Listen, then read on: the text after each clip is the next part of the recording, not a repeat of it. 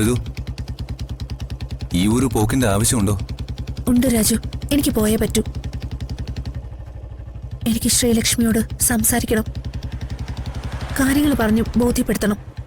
അമ്മായിയമ്മ അംഗീകരിച്ചൊന്ന് പറഞ്ഞ് അവളൊരു പ്രത്യേക ലോകത്താ. ഋതു അല്ല, ഇനി ആര് പറഞ്ഞാലും അവള് വിശ്വസിക്കുമെന്ന് എനിക്ക് തോന്നുന്നില്ല. ഞാൻ രാജുവിനെ കല്യാണം കഴിക്കും മുൻപ് അവൾ എന്റെ ക്ലാസ്മേറ്റ് ആയിരുന്നു. അതുകൊണ്ട് എനിക്ക് സംസാരിക്കണം. രാധമ്മയുടെ മനസ്സ് എത്രമാത്രം തകർന്നിരിക്കുകയാണെന്ന് രാജുവിന് അറിയാവുന്നതല്ലേ. അവരെല്ലാവരും ചേർന്ന് എത്ര നാണം കെടുത്തി. ശ്രീ രാധമ്മ പോലീസ് സ്റ്റേഷനിൽ കയറ്റിയില്ലേ? അതെ, അത്രയും ക്രൂരത ചെയ്ത അവളെ എങ്ങനെ പറഞ്ഞു മനസ്സിലാക്കുമെന്നാ ഋതു പറയുന്നത്?